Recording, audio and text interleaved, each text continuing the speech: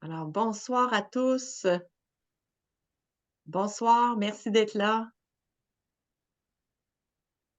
Alors, comme à l'habitude, on laisse quelques minutes aux gens pour qu'ils puissent se joindre à nous. Les portes sont grandes ouvertes. On est déjà rendu à 70 personnes. Bonsoir, bienvenue. Vous êtes bel et bien à la séance d'information et d'échange sur les travaux dans le quartier du Vieux-Limoilou. Alors, les chiffres se stabilisent. Alors, nous sommes rendus à peu près à 87 personnes. Alors, on va commencer. Alors, bonsoir et bienvenue. Merci d'être, là ce soir avec nous. Je m'appelle Anne Pelletier, je suis conseillère en consultation publique au service, des relations citoyennes, et des communications et vous êtes présents pour la séance d'information et d'échange sur les travaux dans le quartier du Vieux-Limoilou pour 2024. On a mentionné le Vieux-Limoilou, mais puisque la très grande majorité des travaux présentés ce soir, seront réalisés, dans le Vieux-Limoilou. Toutefois, les travaux de reconstruction du pont d'étagement ferroviaire de la 18e rue sont à la croisée de 2 autres quartiers, soit les Rey-Mézeray. Alors, on abordera aussi, ce secteur. Alors, je vous informe aussi que la séance est enregistrée. La présentation ainsi que l'enregistrement de la soirée seront disponibles dès demain sur la page web du projet. Et avant de vous expliquer plus en détail, le déroulement de la soirée, je souhaite vous présenter les personnes, qui nous accompagnent ce soir. Alors d'abord, vous avez l'élu qui est responsable du dossier, Monsieur Pierre-Luc Lachance, qui est vice-président du comité exécutif et responsable, entre autres, du transport, de la mobilité et de la circulation. Fortement. Vous avez aussi votre élu d'arrondissement, Madame Jackie Smith, conseillère municipale du district de Limoilou. Bonjour. Monsieur Claude Villeneuve, conseiller municipal de Mézeray, s'excuse, il avait un contretemps, il ne pourra se joindre à nous pour la soirée. Et aussi les autres, personnes que vous voyez en ce moment, c'est les personnes les professionnels qui vont présenter, le contenu, des travaux. Alors, nous avons d'abord monsieur Marc Desrivières, directeur du service, du transport et de la mobilité intelligente. Bonsoir. Il est accompagné de la directrice, du bureau Info Chantier, alors madame Joëlle Godbout. Bonsoir. Ainsi que de la conseillère en communication, relations avec la communauté, du service des relations citoyennes et des communications, Madame Annie Dufour. Bonsoir. Pour répondre aux questions plus économiques, et soutenir nos commerçants, nous avons Monsieur Virgile Lautier, qui est conseiller en développement économique et chef d'équipe du service, du développement économique et des grands projets. Bonsoir. Monsieur Samir Arkish, ingénieur du service de l'ingénierie. Bonsoir. Il est accompagné de 2 de ses collègues, soit Monsieur Charles Lacouline, ingénieur, et Samuel Côté-Leclerc, ingénieur. Bonsoir. Également, pour nous soutenir pour les questions plus en lien avec le réseau du transport, de la capitale, le RTC, nous avons Cédric, Boutte-Villain ainsi que Martine Turgeon. Bonsoir. Pour, faciliter l'animation ce soir, j'ai le plaisir d'être accompagnée par mon collègue, Daniel Leclerc, qui est aussi conseiller en consultation publique. Bonsoir. Alors, comment on a fait pour vous rejoindre?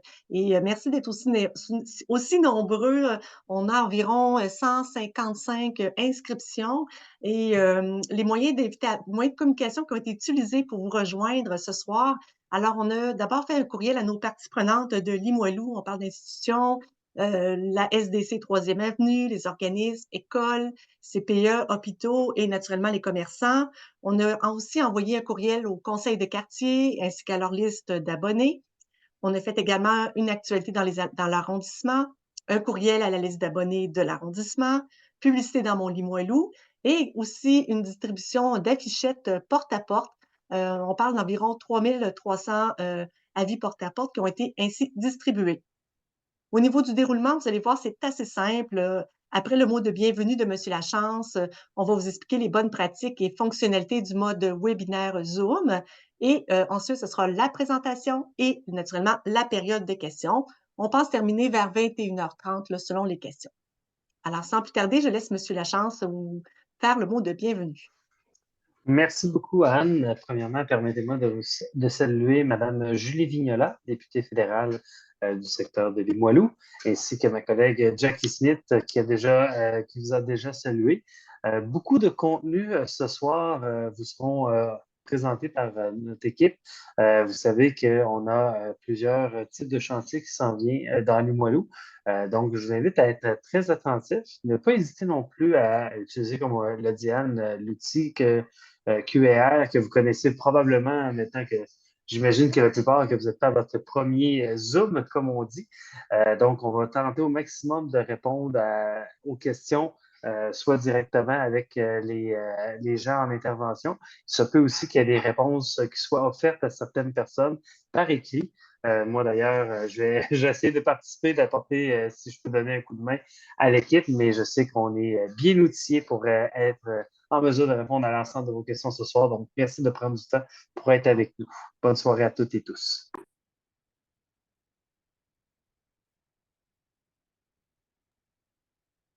Anne, votre micro?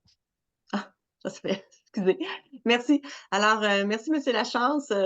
Alors, je vais laisser mon collègue Daniel Leclerc vous expliquer les fonctionnalités Zoom et je crois que Daniel a désactivé le Q&A pour le moment puisque nous ne sommes pas en période de questions.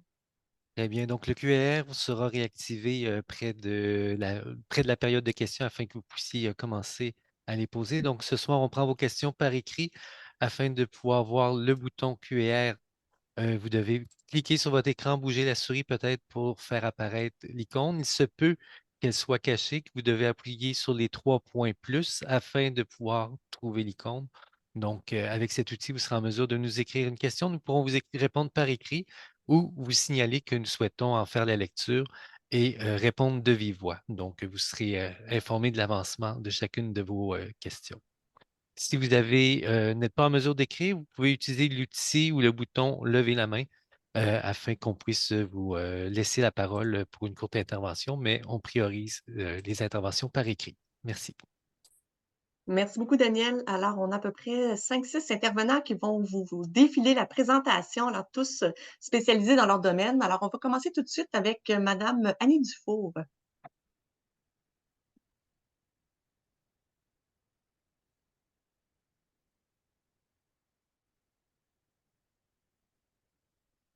Juste à activer votre micro, Madame Dufour. Merci. J'ai fait la même erreur que vous, Madame On se Pelletier. lance un concours. Oui, c'est ça. Désolée. Donc, ce que je disais toute seule, c'est que je suis ici pour vous présenter le contenu de la présentation, donc le plan de la présentation, ce dont on va vous parler ce soir. Donc, on peut passer à la prochaine diapo. Donc, en ce qui concerne le contenu de la présentation, on est présentement dans la mise en contexte. On va vous faire un suivi des travaux en cours et à venir, des mesures d'atténuation pendant les travaux, des relations citoyennes et des communications, du programme d'aide financière aux entreprises avant de passer à la période de questions. Alors, dans le quartier du Vieux-Limoilou en 2024, il y a plusieurs chantiers majeurs qui seront déployés. Nous présenterons les 5 principaux ce soir. Évidemment, nous vous présenterons les détails qui sont disponibles à cette heure-ci et les choses peuvent bouger, comme vous le savez, là, en matière d'échéancier ou de durée de travaux, là, notamment en lien avec les conditions météorologiques. Mais nous vous partageons ce soir l'entièreté des informations qui sont disponibles pour l'instant. Donc, en numéro 1, on va vous parler de la reconstruction du pont d'étagement ferroviaire du CN de la 18e rue. Nous vous parlerons également de la réfection de la 18e rue, du réaménagement de la rue de l'Espinay, de la réfection des réseaux souterrains de la 4e avenue et du boulevard des Capucins et des travaux de finition qui seront complétés dans la 3e avenue entre la 5e et la 3e rue. Ici, on voit l'échéancier à haut niveau des travaux. Donc, on vous les présentera en détail, bien entendu, au cours des minutes qui vont suivre.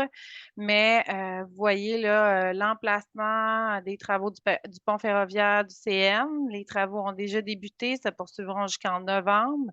Les travaux de la réfection de la 18e rue, eux, reprendront pour la suite de la phase 1 au mois d'avril pour se poursuivre jusqu'en septembre. Dans la rue de l'Espinay, il y a plusieurs plusieurs petites rues qui sont concernées également par ce réaménagement. On vous fera le topo tout à l'heure, mais les travaux débuteront plus vers le mois de juin pour se poursuivre jusqu'au mois de septembre. Dans la 4e avenue et dans le boulevard des Capucins, on parle de travaux qui reprendront à la mi-avril pour se poursuivre jusqu'en décembre et une courte période là, au mois de mai pour les travaux de finition dans la 3e avenue et la 5e. Vous savez qu'à la ville, on est très concerné par la foresterie urbaine.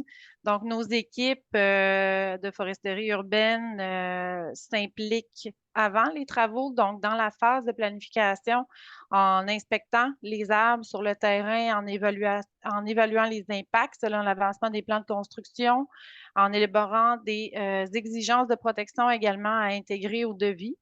Pendant les travaux, il y a une prise en charge qui est effectuée par nos équipes. Donc, on parle de prise en charge des travaux requis, que ce soit des abattages, malheureusement, qui sont inévitables, mais aussi de transplantation ou d'élagage et de la mise en place de mesures de protection. On le voit sur l'image à droite. Donc, on voit les repères visuels en jaune là, qui sont intégrés sur les arbres pour éviter que la machinerie vienne en contact avec ces arbres. Puis on a aussi une barrière de protection en orange qui vient délimiter le territoire où les travaux doivent s'arrêter pour protéger les arbres. Puis on voit qu'ils ont également des armures de protection là, en bois pour éviter qu'il y ait des accidents, des contacts avec la machinerie.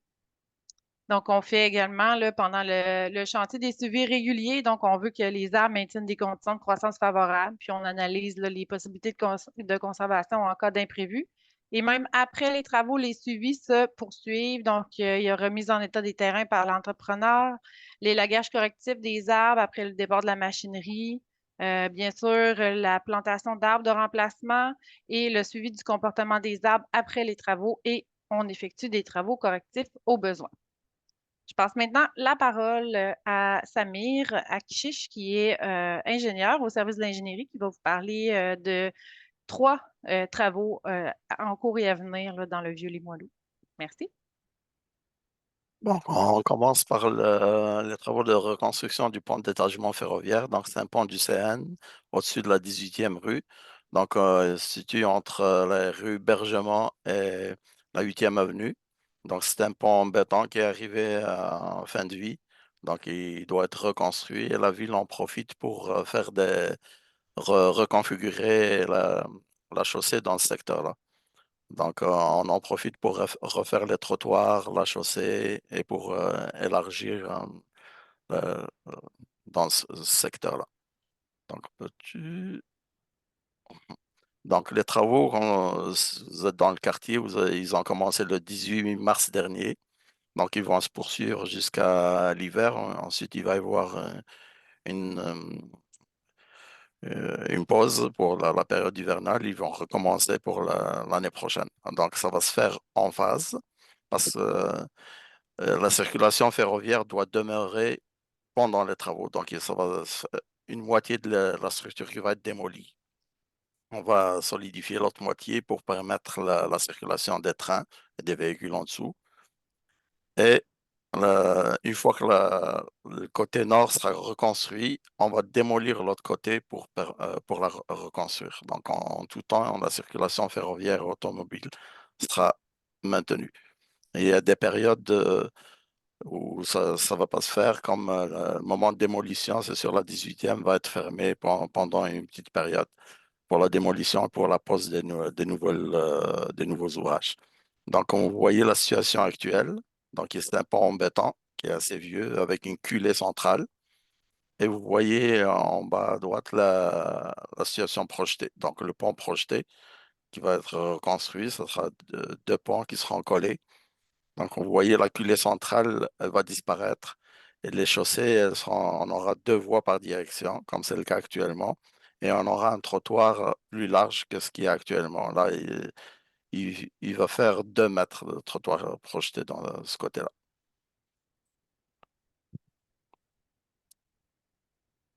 Donc, on passe à l'autre contrat qui est sur la 18e rue, à côté du pont du CN. Ça, c'est les travaux ont commencé l'année passée. Donc, ça se situe entre la 1e avenue et la 8e avenue. Donc, on a 2 zones. Le premier secteur, c'est entre la 1e avenue et Cardinal Villeneuve. Ce secteur-là, on refait toute la structure souterraine, tous les réseaux, aqueducs, égouts, et bien sûr la réfection de surface, on fait réaménagement de surface. Donc, les travaux ont commencé l'année passée. Ils vont se continuer cette année pour cette période, pour cette partie-là. Ensuite, l'autre partie, c'est entre Cardinal Villeneuve et la 8e avenue. Donc, cette partie-là va commencer au mois de juin. Donc, il va y avoir un réaménagement de surface, cette partie-là. Donc, on va uniformiser les, les dimensions de la chaussée ainsi que des trottoirs. Donc, il va y avoir des chaussées de 6,8 mètres de large par direction, donc 2 voies par direction, et des trottoirs de 2 mètres de large de chaque côté. Donc, les travaux vont commencer dans le 15 avril prochain. Il va y avoir la pose du réseau temporaire de conduite d'eau potable. Ensuite, les gros travaux, la grosse mobilisation va avoir lieu le 29 avril, normalement. C'est ce qui est prévu actuellement. Avec les grosses fermetures, on va fermer la 18e étanche de la 1e avenue jusqu'à Cardinal Villeneuve pendant à peu près 6 semaines. Il y a aussi la première avenue, pendant 2 semaines, elle sera fermée en direction nord. Il y a juste la direction sud, une voie direction sud qui sera ouverte. Donc, parce qu'on va poser aussi une vanne pour sécuriser l'alimentation en eau et la sécurité incendie de l'hôpital Saint-François d'Assise. Donc, ça va être quand même de grosses fermetures et des discussions ont eu lieu avec les RTC pour les détours RTC. Tout est préparé d'avance pour ça. Donc, des travaux qui vont avoir lieu de avril à septembre pour tout le secteur. Ensuite, le troisième projet, c'est la rue de l'Espinay. En fait, on l'appelle l'Espinay, mais il y a plusieurs rues qui sont impactées. C'est le principal, c'est l'Espinay. Ça va aller de la rue Pointe-aux-Lièvres jusqu'à Cadillac. Donc, l'Espinay, donc en passant par François 1er, on refait on fait une intersection surélevée dans le coin de en- l'Espinay et François 1er. Ensuite, il y a la rue des Meules. On va aller même vers le nord aussi, sur la rue des Meules. On refait un trottoir dans ce secteur-là.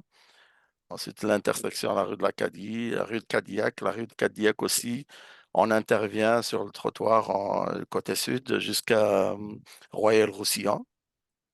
Il y a aussi l'intersection Jeanne Masse, avenue des Guyennes, donc jusqu'à Cadillac, on a dit. Et de l'autre côté, ensuite, on traverse l'autre côté de la 1e avenue. Donc, là, l'Espinay devient Benoît 15. Aussi, on fait entre la 1e avenue et la 2e avenue, on fait le trottoir dans ce secteur-là. Et on fait aussi une intersection surélevée à l'intersection 2e avenue, 13e rue. Donc là, les travaux vont avoir lieu entre juin et, euh, et septembre. Donc, comme il y a 2 écoles impactées, l'école Stade Acona du côté de l'Espinay, l'école Grande Hermine du côté de Benoît 15. Donc, on va profiter de la fenêtre des vacances scolaires pour faire ces travaux-là. Donc, on ne peut pas impacter les élèves pendant les cours. Donc, le type d'intervention que vous voyez ici, donc on a des intersections surélevées. Donc, c'est pour sécuriser les traverses piétonnes. On a des saillies de trottoirs, comme vous voyez ici.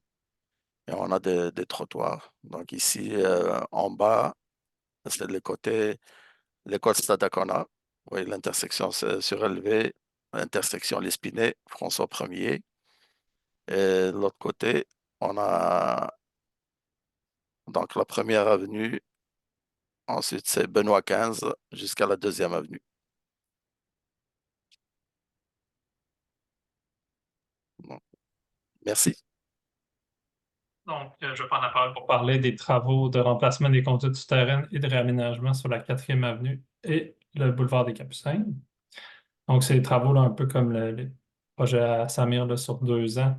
On voit là, sur la carte en bleu foncé ce qui a été réalisé en 2023, puis en bleu plus pâle ce qui est prévu en 2024. Donc, pour ce qui est des travaux prévus en 2024, les travaux dans le jardin communautaire, là, on avait déjà fait le souterrain en 2023. En 2024, on vient faire les aménagements de surface. C'est d'ailleurs déjà commencé. On prévoit une fin là, vers la mi ou la fin mai. Puis on va continuer les travaux là, sur la 4e avenue, la 4e rue et le boulevard des Capucins, là, donc réfection des réseaux souterrains et des infrastructures de surface. Donc, un petit bilan là, de ce qui a été fait l'année dernière. Donc, le jardin des sables en souterrain, ça a été réalisé. Il y a aussi des tronçons là, sur la 6e avenue, la 4e avenue et la 3e rue qui ont été réalisés.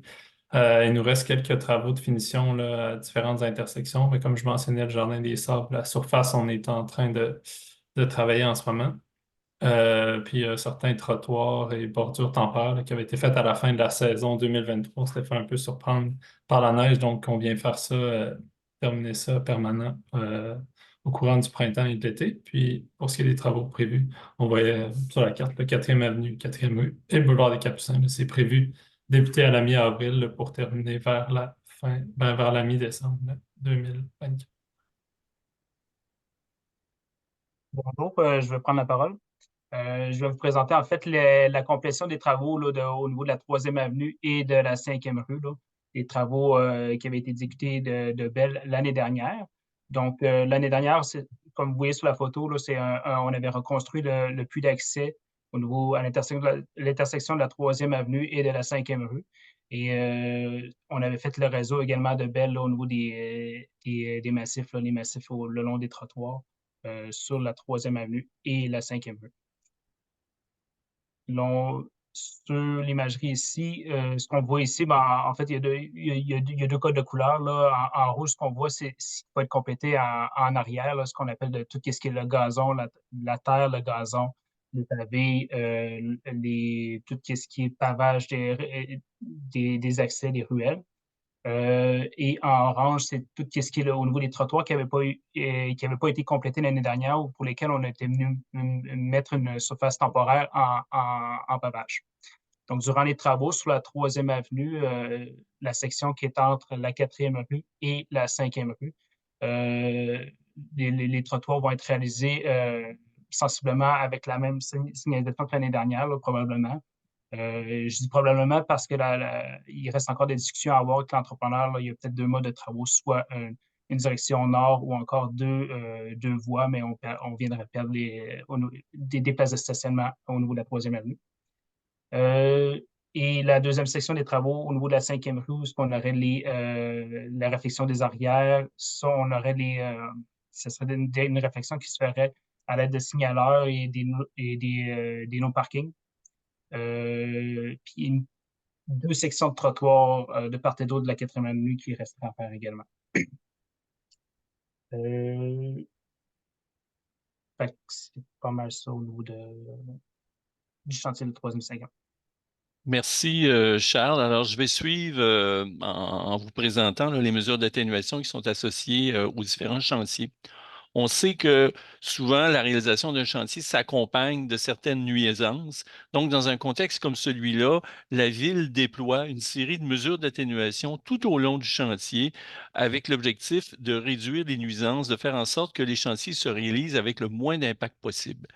L'intervention de la Ville, évidemment, elle va porter sur la mobilité dans le quartier, donc à la fois piétons, cyclistes, transports en commun et auto, mais également, elle va se préoccuper du bruit, de la poussière, de l'accessibilité en général au commerce, mais aussi aux résidences. Il y a tout l'aspect aussi du soutien à l'activité commerciale, on en parlait un peu tout à l'heure, mais également un grand programme de communication de façon à tenir informés les citoyens et les commerçants en tout temps de l'évolution des différents chantiers. Alors, quand on parle de bruit, évidemment, un des éléments, c'est que tous les véhicules lourds qui sont utilisés dans un chantier, dans le cadre des nouveaux appels d'offres, doivent utiliser une alarme de recul à large bande. Donc, c'est une alarme qui génère beaucoup moins de bruit, qui est perçu, qui dérange moins là, que le fameux bip-bip traditionnel. On a également du côté ville l'imposition pour les camions à benne d'utiliser des amortisseurs pour prévenir le claquage du panneau lorsqu'on vide des matériaux là, sur un chantier.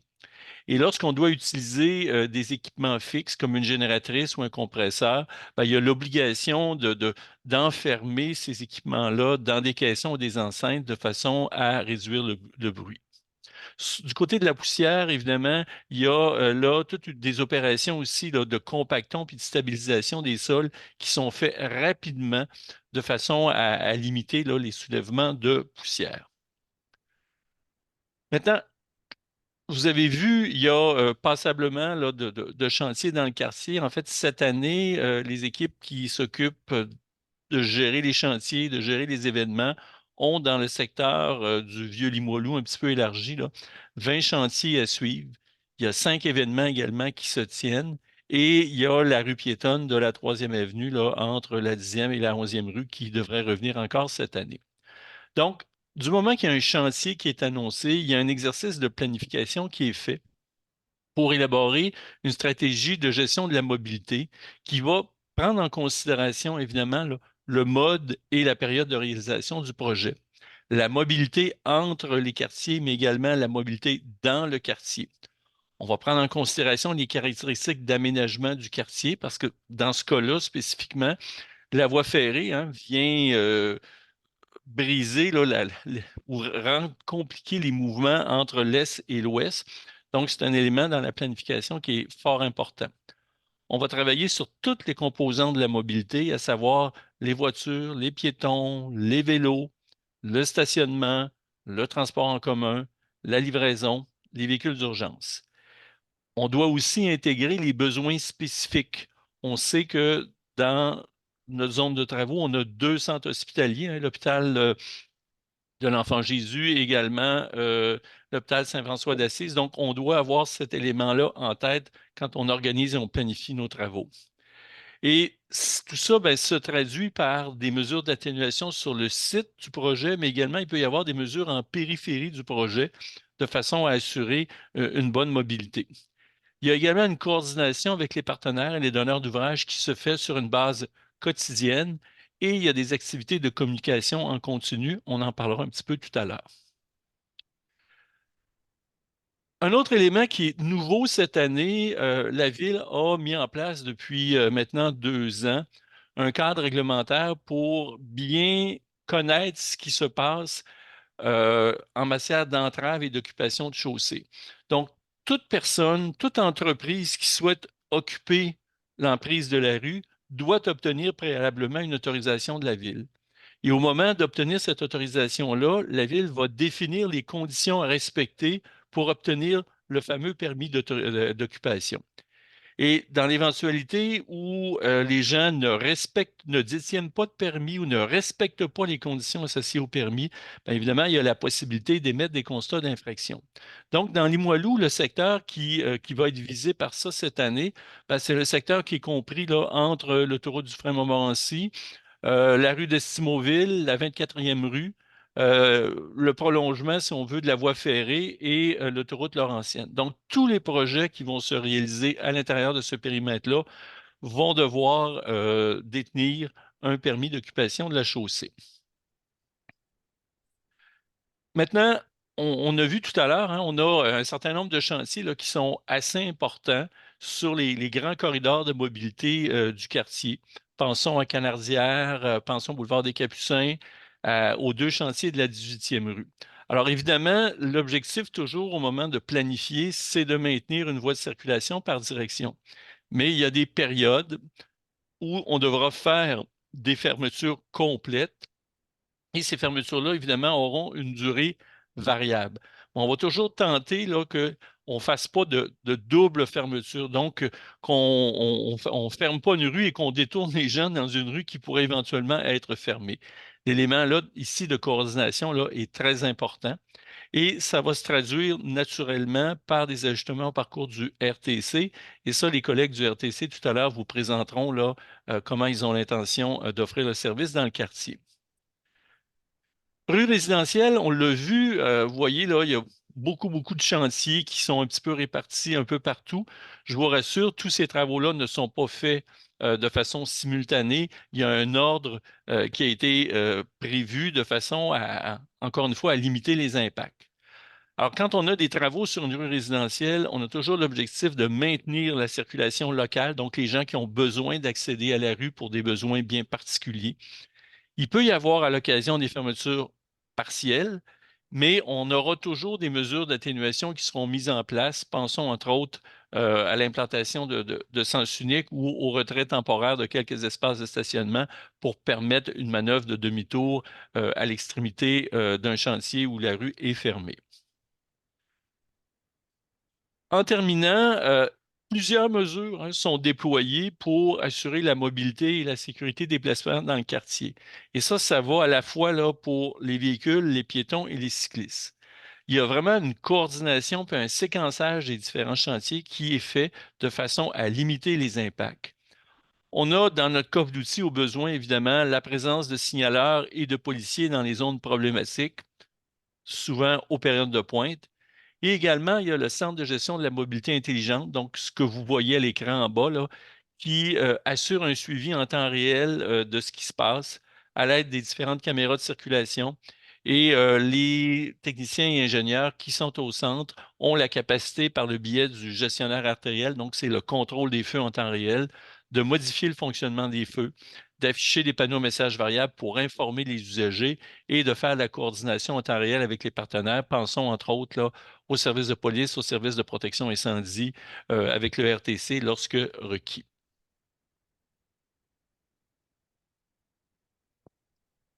Donc, bonsoir tout le monde. Je vais vous présenter un peu les impacts au niveau des travaux de Limoilou et les services donc, du RTC. Je vais aller dans le même sens que M. Desrivières. On travaille en collaboration afin d'être agile. Les travaux qui nous intéressent, nous, où il y aura des impacts un peu plus importants, c'est les travaux des Capucines de la Canardière. Donc, c'est un détour que l'on connaît déjà.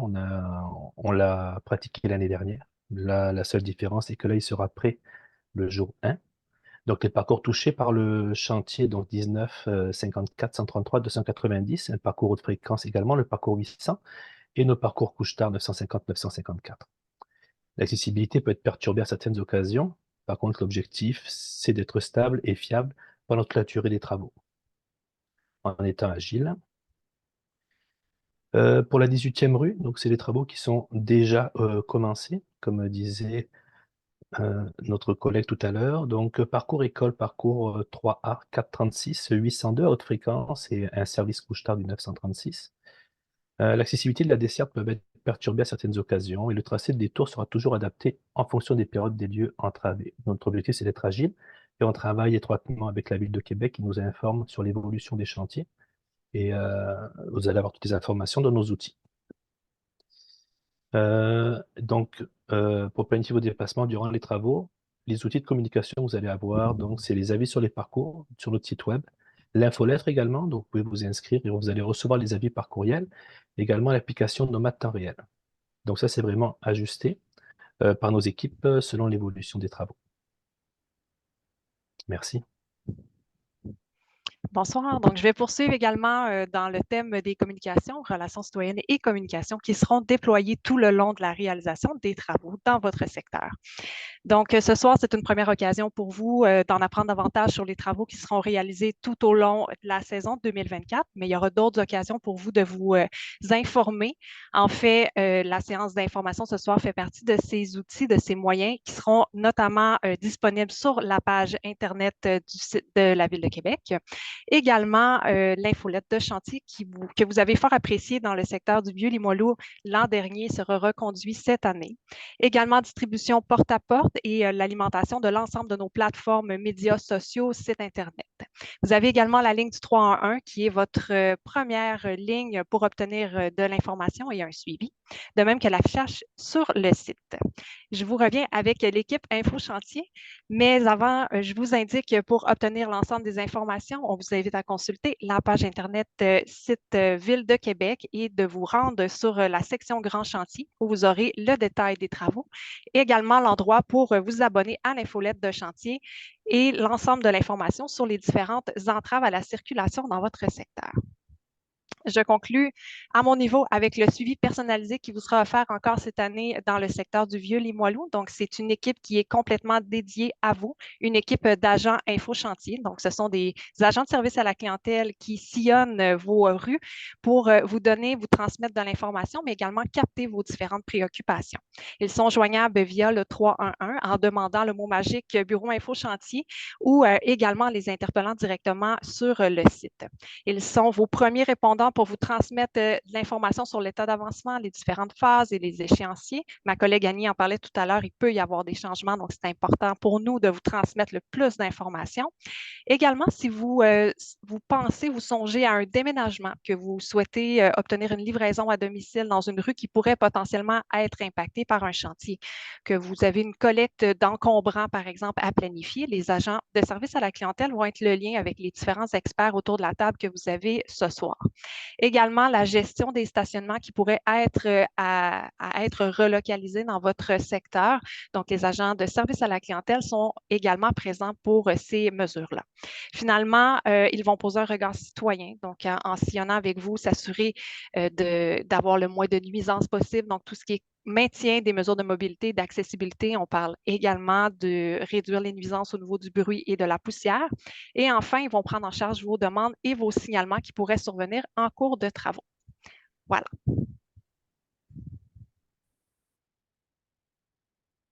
Merci, Joël.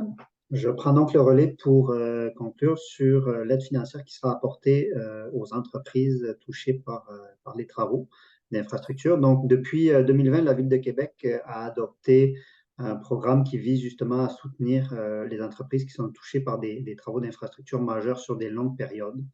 On l'a notamment déployé l'an dernier dans le secteur Limoilou, sensiblement sur le même territoire là, que celui qui vous est présenté à l'écran en ce moment. La particularité cette année, c'est qu'on vient apporter certaines modifications, certaines bonifications, je dirais même, au programme.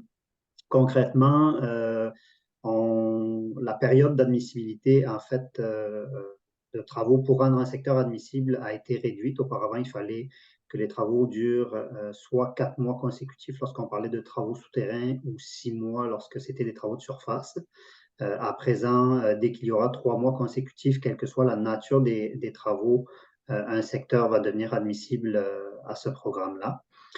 Également, on vient rajouter une notion de secteur d'influence. Donc, auparavant, il y avait un territoire bien défini qui était délimité selon la portée des travaux, puis les entraves qui étaient en lien avec ces travaux. Au-delà de cette zone immédiate de travaux, on va à présent rajouter un secteur un petit peu plus large dans lequel les entreprises sur perte aussi, sur preuve de perte de bénéfices bruts pourraient également bénéficier d'une aide. Donc, parce que c'est sûr que chaque secteur a ses particularités, ses contraintes de circulation, etc. Alors, il peut arriver qu'au gré des travaux, certains enjeux se présentent et que l'influence des travaux déborde le territoire initialement envisagé. Autre nouveauté notable, c'est le passage du premier versement. Donc actuellement, concrètement, quand vous êtes dans la zone de travaux, vous pouvez bénéficier d'un premier 5 000 $ dès le début des travaux sans nécessairement démontrer de perte de bénéfices. Et vous pouvez éventuellement venir chercher un 25 000 $ supplémentaire par la suite lorsque vous démontrez l'impact réel sur vos chiffres. À présent, le premier montant va passer à 7 500 $, donc dans la zone, ce qu'on appelle le secteur désigné, donc la zone directe de travaux au lieu de 5 000. Le maximum de subvention reste à 30 000, donc un 22 500 qui serait éventuellement offert dans un deuxième versant. Dans le secteur d'influence dont je vous parlais, qui va être ajouté, donc qui lui normalement se trouve en périphérie de la zone immédiate de travaux. Là, la notion de premier versement n'est pas là, mais on garde quand même le même montant maximal à 30 000 par année de travaux sur démonstration de perte financière. Enfin, une autre nouveauté par rapport à l'an dernier, c'est l'admissibilité des entreprises qui ont moins d'1 an d'existence. Auparavant, ces entreprises-là n'avaient accès à aucune aide pour des raisons notamment liées au fait que c'est difficile de mesurer l'impact des travaux quand on n'a pas l'historique suffisant pour une entreprise pour le démontrer justement. Or, à présent, on va quand même pouvoir verser le fameux premier versement, là, même si l'entreprise vient de démarrer quelques mois avant les travaux. Donc, c'est ce qui concerne les améliorations du programme. Ce programme-là va être effectif dans les prochaines semaines. Pour ceux qui le connaissent déjà, en fait, toute l'information est disponible sur notre site Internet. Donc, le territoire va être officiellement adopté par le comité exécutif et va à ce moment-là apparaître sur le site. Nos équipes restent tout à fait disponibles aussi pour répondre à toutes les questions sur le sujet. Outre le programme, on travaille aussi étroitement avec nos collègues, notamment du bureau InfoChantier, des autres services. Et dans votre cas, il y a une société de développement commercial aussi qui est présente sur une bonne partie du territoire touché, ce qui facilite nos relations aussi avec les commerçants. Donc, on va tout au long du chantier promouvoir l'accès au commerce dans les différents outils de communication, l'affichage sur le terrain également autant que possible. Donc, ça, on reste toujours à l'affût avec nos collègues d'InfoChantier là, sur toutes les demandes particulières que vous pouvez avoir à cet égard. Également, distribution d'une infolettre régulière, donc en lien avec les travaux, en plus des agents qui vont être sur le terrain, comme le mentionnait Joël. Bien évidemment, on maintient tout au long du chantier des accès piétons au commerce en tout temps et autant que possible des accès véhiculaires le plus proche possible, donc autant pour les stationnements que pour les débarcadères des commerçants. Enfin, on devrait revenir cette année aussi avec la piétonisation d'une partie de la 3e avenue, comme par les années précédentes. On est actuellement en train d'analyser les recommandations et demandes de la SDC qui nous ont été faites à cet égard. Mais vu la nature des travaux pour l'instant, il y a de bonnes chances que la piétonisation puisse être reconduite dans la forme habituelle.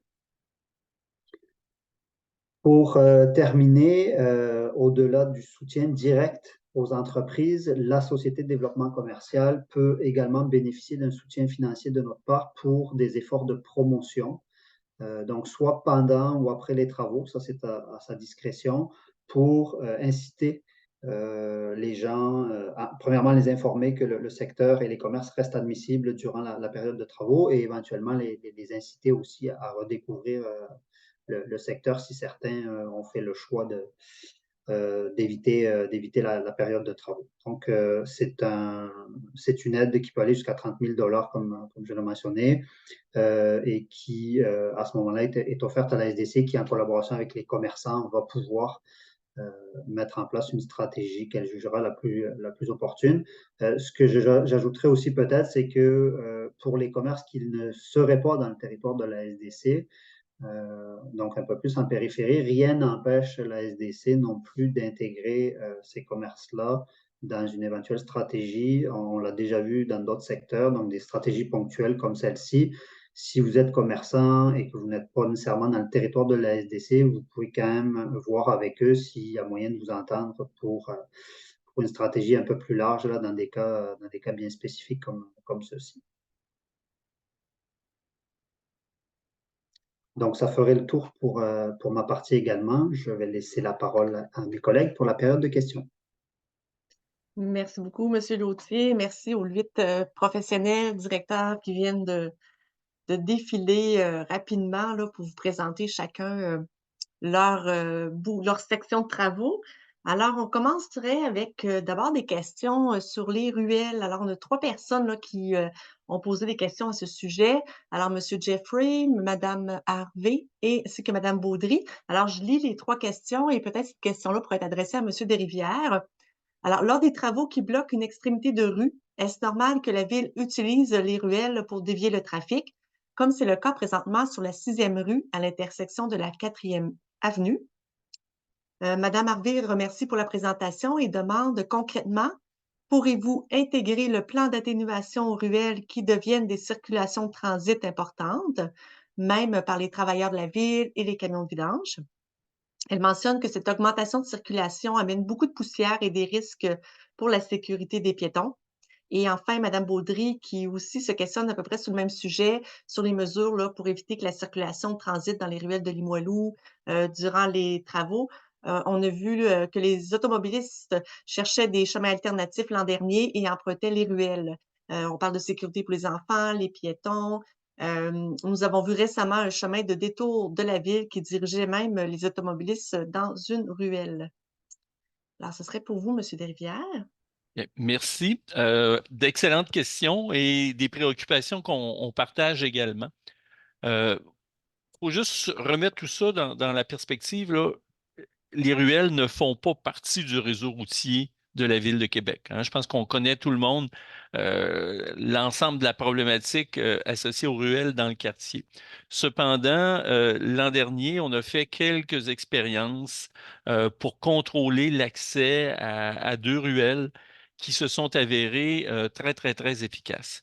Donc, cette année, on va rapidement observer, quand les chantiers vont se mettre en place, là, ce qui pourrait se retrouver comme circulation dans les ruelles et à partir de là, il y aura des mesures qui pourront être prises. Et souvent, la mesure qu'on va pouvoir prendre, c'est essentiellement de venir fermer la ruelle à une de ses extrémités de façon à empêcher la circulation de transit parce qu'elle a habituellement tendance à se faire à partir d'un point majoritairement. Donc, on va vouloir venir contrôler ce point-là et à partir de là, on devrait régler la circulation de transit. Cependant, les résidents devront avoir en tête que le jour où on met en place un obstacle pour éviter d'entrer à la ruelle par une de ses extrémités, eux vont devoir aussi modifier leurs habitudes de déplacement puis entrer par un autre point où le risque de circulation de transit est moins grand. Merci beaucoup, Monsieur Desrivières, pour ces réponses. Une question pour Monsieur Lacouline, qui demande d'expliquer ce qu'est les arrières-trottoirs, s'il vous plaît. Oui, ben, en fait, les arrière-trottoirs, c'est toutes les surfaces, ben, tu sais, les surfaces initiales, là.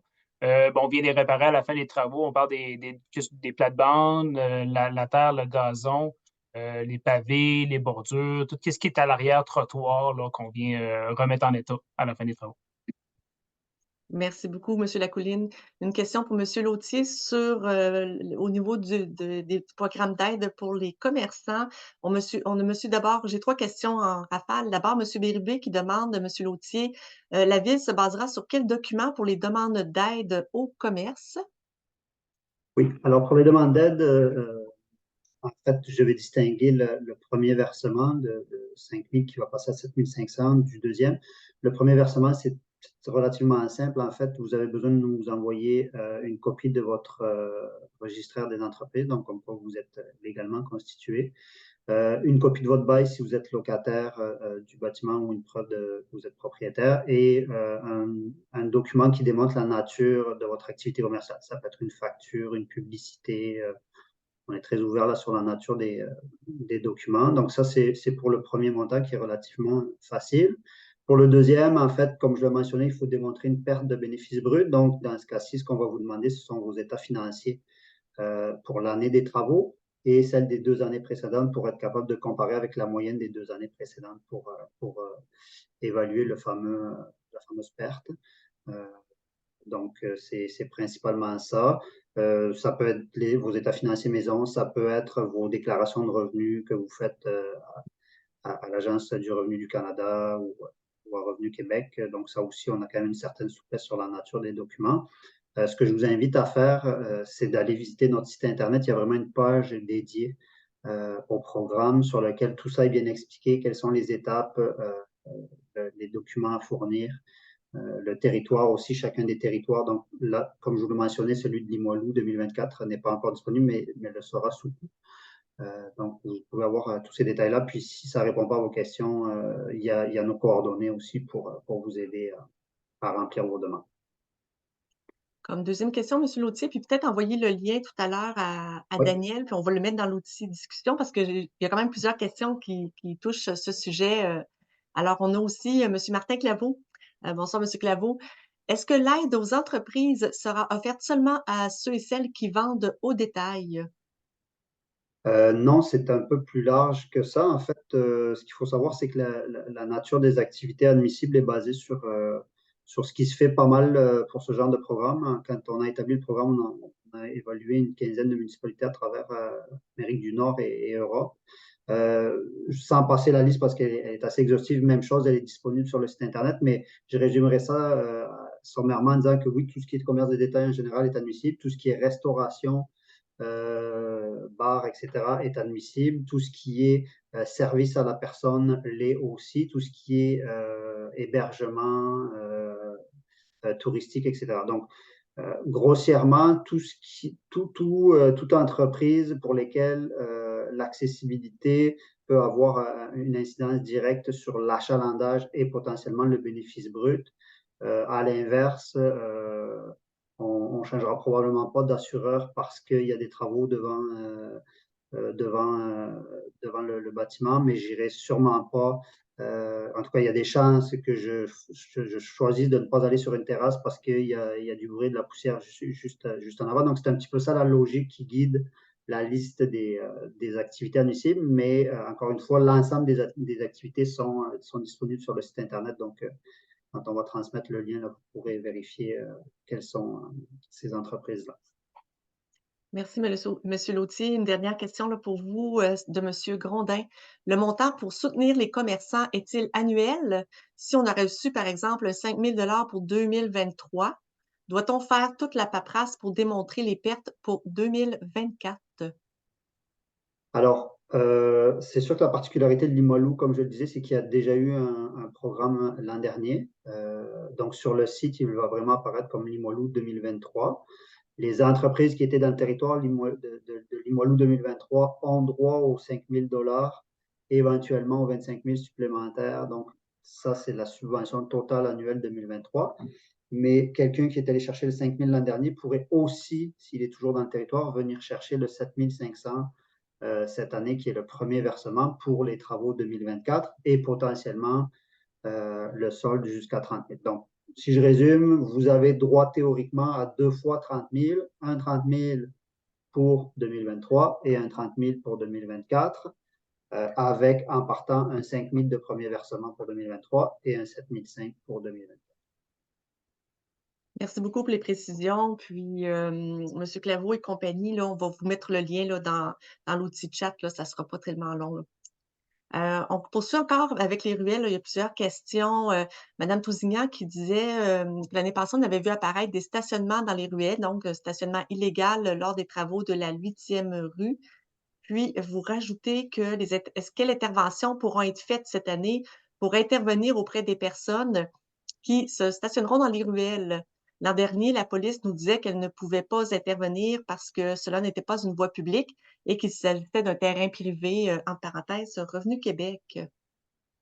Malheureusement, la ville ne pourra pas plus intervenir cette année. Le statut des ruelles demeure inchangé par rapport à l'an dernier. C'est une propriété privée et à partir de là, ben, on ne peut pas mettre en place une réglementation qui interdit le stationnement, encore moins de demander aux policiers et aux agents de stationnement d'émettre des constats d'infraction ou de remorquer les véhicules en infraction.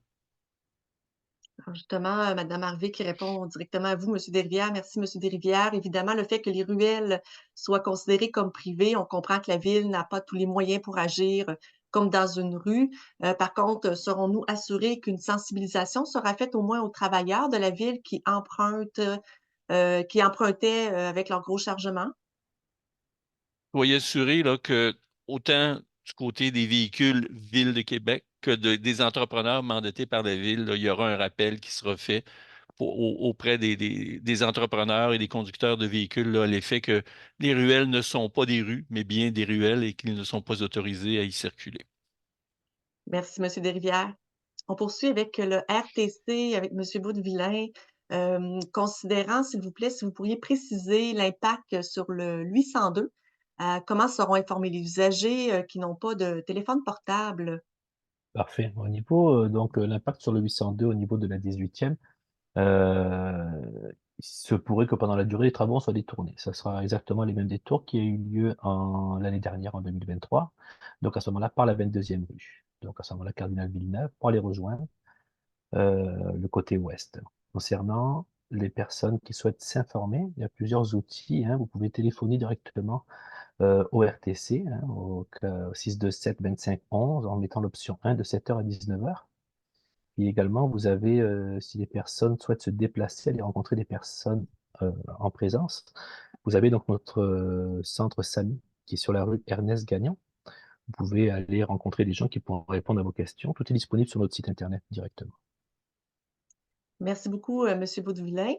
On poursuit avec Madame Moreau. Pour vous, Monsieur Samir, est-ce que les trottoirs sous le pont ferroviaire seront partagés vélos et piétons? Juste ouvrir votre micro, merci. Ah ouais.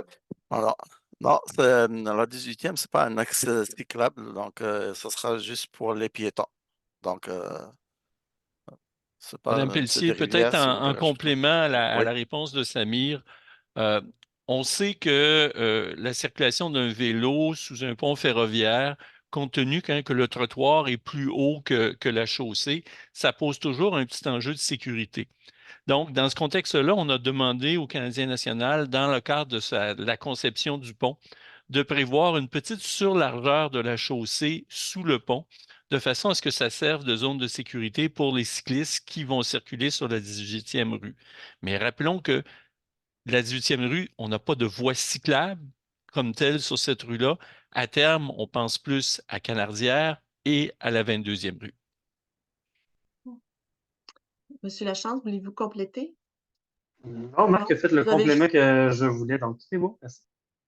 Merci. Puis on avait aussi, désolée, j'ai oublié Madame Tousignan là, sur le parcours le 801, Monsieur Baudevillain, si vous pouviez compléter. Qu'en est-il du parcours le 801, puisqu'il y a des travaux sur Capucin, il n'y aurait aucun impact. Toutefois, lors des travaux de la 18e rue, Première Avenue, il serait possible qu'il y ait un léger détour. Alors, c'est une réponse là, qu'on vous a donnée, Madame Tousignan, mais on voulait le mentionner aussi publiquement là, parce que c'était d'intérêt aussi général. Tout à fait, merci. Alors, on va poursuivre avec Monsieur Fortin, advenant un chantier majeur. Alors, on parle de l'église Saint-Charles de Limoilou, avec pour seul accès le boulevard des Capucins. Alors, peut-on croire qu'une coordination est envisageable?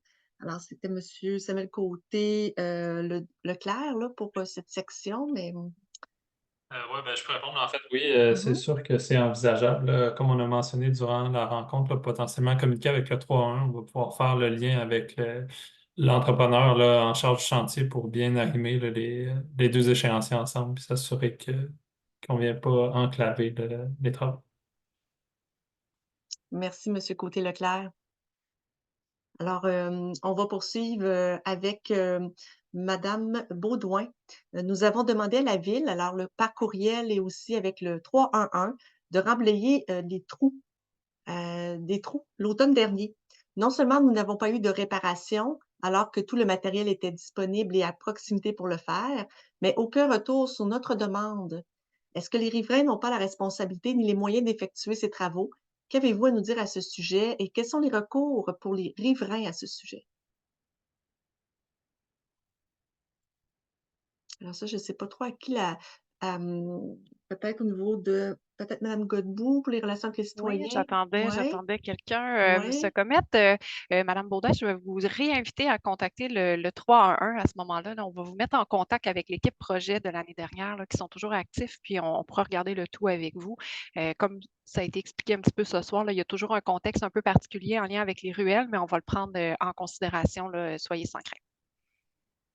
Merci. Puis justement, Mme Baudouin là, qui rajoutait que les riverains n'ont pas la responsabilité ni les moyens d'effectuer les travaux de réfection dans les ruelles dû au passage exagéré durant les travaux.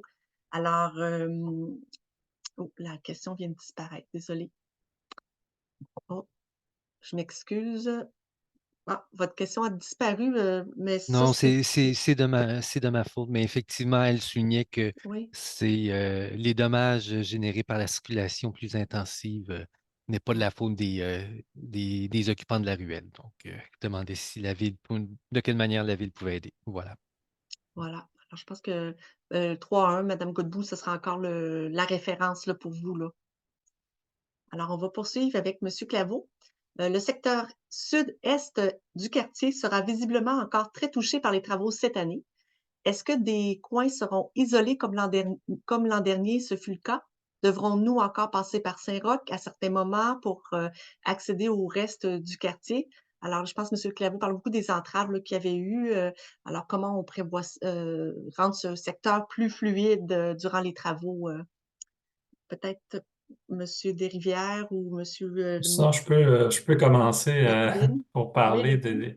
des travaux parce qu'on avait des travaux sur la première rue, là, qui est quand même un axe de circulation important au sud là, de la zone de travaux. Cette année, il y a pas d'entrave qui est prévue sur cette rue-là, là, donc on va pouvoir circuler direction est et ouest sur la première rue. Donc, ça risque de simplifier quand même les chemins de détour. Parfait. Merci, M. Côté. Merci, M. Claveau, pour votre réponse. On va poursuivre avec M. Gosselin. Vous avez refait le trottoir devant mon édifice qui est situé au 286e avenue. Avant les travaux, le trottoir avait déjà été refait, ainsi que la marche, et n'avait aucune fissure. Depuis, le trottoir et la marche ont fendu. Il va y avoir de l'infiltration d'eau. Est-ce que ce sera refait, donc, sur la 6e avenue? Je ne sais pas Oui. qui pourrait. Oui, Et moi Madame qui va Godbout? répondre également. Donc, M. Gosselin, on va également vous inviter à joindre le 3-1. Vous pouvez mentionner le bureau Info Chantier. On va joindre l'équipe projet. Il y a des processus bien connus à la ville là, lorsqu'il y a réalisation de travaux.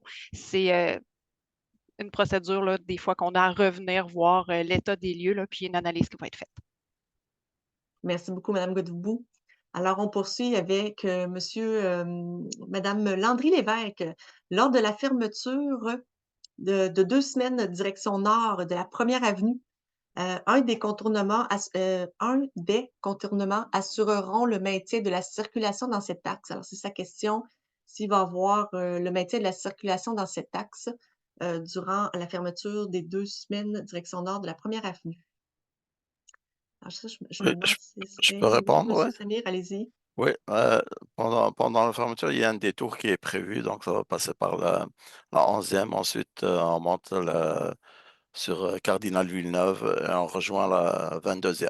On sort par la 22e. C'est le détour qui est prévu. Mhm. Il y aura des panneaux à message variable qui vont indiquer les panneaux de détour, ce sera bien balisé, les gens vont pouvoir se retrouver. Eh Merci bien, beaucoup. Anne, on pourrait peut-être poursuivre avec la question de Dominique Grondin, qui était également sur les Mhm. détours. Ah oui. Alors, mon commerce est situé au coin de Première Avenue et de la 18e. Si la 18e est fermée tout l'été et que la première sera fermée pendant 6 semaines, est-ce qu'il y aura une entrée possible pour le stationnement de mon commerce et pour les camions de vidange et de livraison? Bon, je pourrais répondre aussi à celle-là. Donc, la première avenue, elle ne sera pas fermée 6 semaines.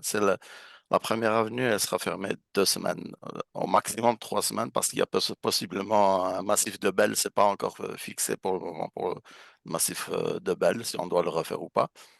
Donc, c'est 3 semaines. Pendant la fermeture, sur la première avenue, la 18e, il y aura toujours un accès euh, de- du côté est sur la 18e. La 18e sera barrée, mais elle sera toujours accessible sur la 18e. Donc, le commerce, je ne sais pas si c'est le Subway qui est dans le coin, elle pense à ça. Donc, on ne fermera pas les deux accès en même temps. Quand on va travailler sur la première avenue, l'accès au commerce sera accessible par la 18e. Et quand on sera sur la 18e, ça sera ouvert par la première avenue. Donc, on ne fera jamais les fermetures en même temps. Donc, ça sera fermé 2 semaines, maximum 3 semaines si on fait le massif de Belle, de la première avenue. Ensuite, ça va être fermé 5 semaines sur la 18e. Donc, 2 à 3 plus 5, ça fait 8 au total. Très bien. Et j'ai dit qu'entre-temps, il y aura le temps de rencontrer un agent d'Info Chantier pour s'assurer que tout se déroule bien durant la E- période de travaux. Exactement, on doit le rencontrer, donc les propriétaires dans ce coin. Très bien. Merci, Samir. Alors, on va poursuivre avec Monsieur Ferland et je pense qu'on aura peut-être besoin de Madame Godbout de repartager à nouveau là, la carte, qui la limite passe-t-elle sur Cadillac ou Jeanne-Mance ou Guyenne au coin de l'Espinay? Alors, on était avec Samir là, pour cette section-là, donc on doit être dans les premières cartes. Il y a un Exact. Donc, commerce de réparation de carrosserie. effectivement, il y a un commerce, là, on l'a vu. Donc, il y a des travaux qui vont se faire sur l'Espinay de Pointe-aux-Lièvres jusqu'à Cadillac. Donc, ça impacte toutes les rues dont venez vous parler. Donc, il n'y aura pas normalement de fermeture complète dans ce coin. C'est des fermetures de voies qu'il va y avoir. Il va y avoir tout le temps une voie carrossable. Ponctuellement, quand on va faire l'intersection surélevée, bien sûr, à un moment, quand on va paver, il faut que se ferme. On a aussi une conduite à remplacer dans le coin de l'intersection Guyenne aussi. Donc, ce sera ponctuellement des travaux ponctuels. Ce sera une fermeture complète et avec des détours dans ce coin-là. Mais sinon, c'est des fermetures de voies. Donc, tout le temps, il y aura une voie d'ouvert. Merci beaucoup. Anne, je ne sais pas Oui, si allez-y. la personne faisait peut-être référence aussi à la carte d'application du programme, si c'est le cas, Oh, parce qu'elle mentionnait un commerce. En fait, ce que je mentionnerais simplement là-dessus, c'est que le chantier L'Espinay va être considéré dans l'ensemble du territoire, là, avec la nouvelle mesure, parce que je ne sais pas si vous vous souvenez, mais on parlait de 3 mois en tout de travaux, si je ne me trompe pas, Samir, dans cette section-là.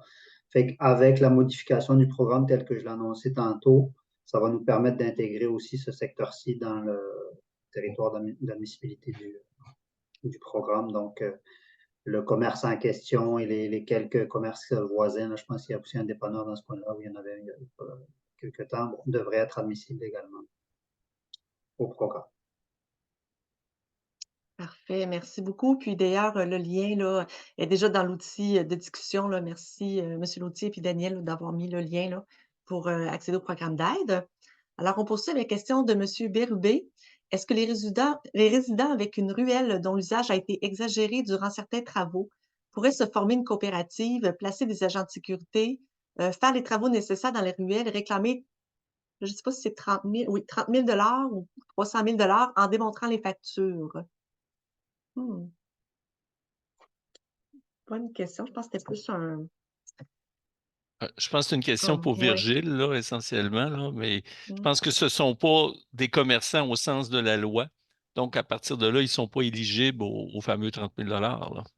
Mm. En effet, pour être admissible, il faut, mais comme je le mentionnais tantôt, il faut prouver quand même qu'on est en règle, donc il faut démontrer qu'on exerce une activité commerciale qui est conforme notamment au zonage aussi. Donc il y a quelques éléments là auxquels répondre pour que l'usage soit conforme. Merci. Alors, on poursuit avec les ruelles.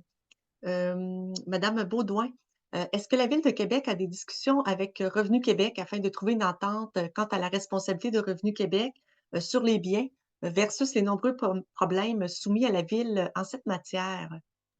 Peut-être, Monsieur Lachance, vous pourriez... Oui, je vais prendre cette question-là, puis ensuite, on fera celle de M. Lavallée là, pour la piste là. Ben, écoutez, Mme Baudouin, je comprends que c'est un sujet qui vous touche particulièrement. Malheureusement, ce soir, ce n'est pas l'objet de nos discussions au niveau des ruelles et les travaux qui sont avec Revenu Québec. Donc, ça, on va pouvoir travailler ça dans un autre dossier ce soir. On doit vraiment, comme on dit, concentrer. On a les experts qui sont là pour parler des travaux qui se dérouleront cet été dans le secteur du Gilles-Limoilou. Merci. Merci, Monsieur Lachance. Laissez votre micro ouvert. On va poursuivre avec Monsieur Lavallée. Je sais que ces travaux n'ont pas été discutés ce soir, mais est-ce qu'il est toujours prévu qu'une piste cyclable permanente sera faite sur la 8e avenue entre la Première rue et la Canardière, comme il a été exécuté devant le cégep Limoilou l'été dernier? Je crois avoir lu que ce projet aurait supposément lieu cet été. Est-ce le cas? Ben, la question est très bonne. Présentement, il nous reste des éléments à compléter dans le secteur entre la 11e rue et la 18e rue pour la 8e avenue. Par contre, ce qu'on regarde là, pour entre la première rue et la Canadière, on doit comprendre que c'est un projet qui devait s'attacher avec le tracé du réseau structurant et pour lequel on est en attente d'avoir les suites comme vous toutes et tous au mois de juin. Donc, on n'a pas prévu de travaux cette année, étant donné le travail qui reste à compléter du côté de CDPQ Infra. Donc, on va pouvoir vous revenir, mais sachez que la 8e avenue fait toujours bien au cœur de nos réflexions pour assurer un lien cyclable sécuritaire à la grandeur du quartier. Merci. Madame Pelletier, peut-être en complément à la réponse de M. Lachance, vous savez, on a une préoccupation dans l'organisation et dans le séquencement des chantiers pour maintenir optimalement la mobilité. Il va y avoir un chantier important sur des Capucins qui va amener la fermeture de la rue des Capucins à un certain moment. Donc, dans un contexte comme celui-là, c'est important de garder la 8e avenue comme porte d'entrée des citoyens dans le secteur, sans quoi, avec les travaux de la rue des Capucins, bien, ce serait devenu trop difficile. Donc, ça vient soutenir un petit peu là, une des deux raisons pour lesquelles là, on reporte le chantier de la 8e avenue cette année. Merci pour le complément, c'est apprécié. Alors, une question de Mme Tousignan. Combien de cases de stationnement seront retranchées pendant les travaux de l'été? Est-ce qu'on a cette Non, estimation-là? on n'a pas cette estimation-là. Ça va être variable en fonction de l'évolution des chantiers, mais on a toujours une préoccupation, c'est qu'on réduise le moins possible le nombre de cases de stationnement et dans certains cas, on va toujours travailler à trouver des solutions de relocalisation avec l'équipe de Mme Godbout. Merci beaucoup. Pour le moment, je ne vois pas d'autres questions. On n'a pas eu de main levée ce soir. On n'a pas de questions dans l'outil Q&R. Je laisserai peut-être quelques secondes aux gens là, de poser leur dernière question. Je vous rappellerai quand même que la présentation ainsi que l'enregistrement devraient être disponibles dès demain. Vous avez aussi dans l'outil chat l'outil, le lien direct pour obtenir pour les programmes d'aide aux commerçants. Alors, entre-temps, on a eu 3 questions qui sont arrivées. Alors, je commencerai par d'abord Monsieur Bernard Jeffrey. Actuellement, l'utilisation par la ville de la ruelle de la 6e rue comme chemin de détour engendre des dommages à la chaussée de gravier. Vous n'êtes pas sans savoir que la période printanière est particulièrement critique pour ce type de chaussée. Est-ce que la ville va procéder aux travaux de réfection? Alors, je pense qu'on a déjà un peu répondu à cette question. Et je passerai à ce moment-là à l'autre. Madame Harvey, comme quelques ruelles sont concernées en OBNL, pourquoi ne pas penser à un programme? Alors encore là, Madame Harvey, on a un peu parlé tout à l'heure, Monsieur Lachance y a fait allusion. On a Monsieur Bergeron qui demande s'il y aura des mesures mises en place pour limiter la vitesse dans la zone de la 9e avenue. Alors, ça serait peut-être plus une question pour Samuel Côté-Leclerc, là, j'imagine que vous voulez dire durant les travaux. J'imagine. Ouais, la 9e avenue, oui, ça, fallait juste que je me resitue aussi, là. Il n'y a pas de panneaux supplémentaires qui vont être installés, mais si je ne me trompe pas, la limite de vitesse dans cette rue-là, c'est 40 km/h. Je me souviens plus. Il me semble que oui. Mais s'il y a besoin, j'imagine qu'on va pouvoir mettre les mesures si on voit que c'est non respecté. Ok. Alors, je regarde s'il reste des questions. Ça ne sera pas long. Je suis en train de faire la dernière vérification. Ah, très bien. Parfait. Alors, pour les questions qui restent, oui, effectivement, là, M. Bergeron confirme que c'est problématique déjà en ce moment pour la 9e avenue, là. Alors, pour les autres questions, ça touche plus les ruelles. Est-ce qu'il y a des mesures mises en place pour limiter la vitesse? Alors ça a été répondu. C'est vrai que la 9e avenue, l'avenue est large quand les gens l'utilisent comme voie de contournement, c'est pire, effectivement. Voilà. Alors encore, voilà. Alors, pour le moment, ça mettrait fin aux questions. Là, je reste encore juste quelques secondes. Des fois, il y a des gens qui disent, sont en train d'écrire, puis je ne veux pas couper la parole ou l'élan de l'écriture? Non. Alors, ça serait vraiment la fin. Je ne vois personne non plus. Voilà. Alors, si Daniel, toi non plus, je pense qu'il n'y aurait pas d'autres questions. Oui, je laisserai peut-être. Parfait. Alors là, je vois qu'il y a des questions de ruelles, mais ça, on a mentionné vraiment que c'est un autre sujet ou une autre soirée, là. On pourrait vous en Peut-être, parler toute une soirée. oui, Alors, exactement. je laisserai le mot de la fin à Monsieur Lachance. Puis on comprend effectivement que c'est un Mm. sujet qui est très, très, très important dans Limoilou. On ne peut pas le diminuer ce soir, soyez-en assurés. C'est que les gens qui sont autour de la table sont des gens qui sont affectés plutôt à la notion des travaux. Donc, la réflexion des ruelles devrait se faire dans un autre cadre que la notion pour laquelle on est en travaux donc cette année. Premièrement, ben, je veux vous remercier les professionnels qui ont été avec vous et nous ce soir. Samir, Marc, Virgile, Samuel, Cédric, Joël, Charles, Annie et Martine. Merci d'avoir répondu. Anne, merci. Anne et Daniel, merci grandement aussi pour l'animation. Très apprécié une fois de plus.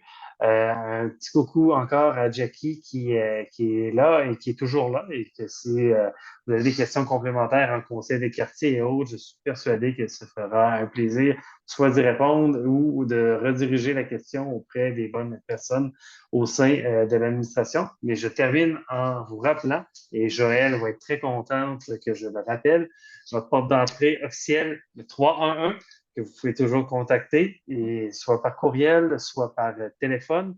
L'équipe de Joël est sur le terrain.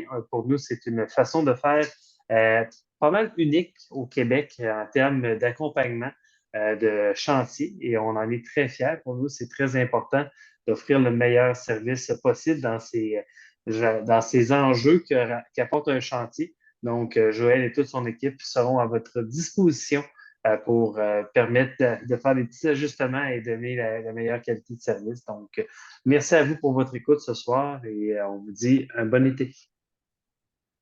Merci, bonne soirée. Bonne soirée. Bonsoir, merci.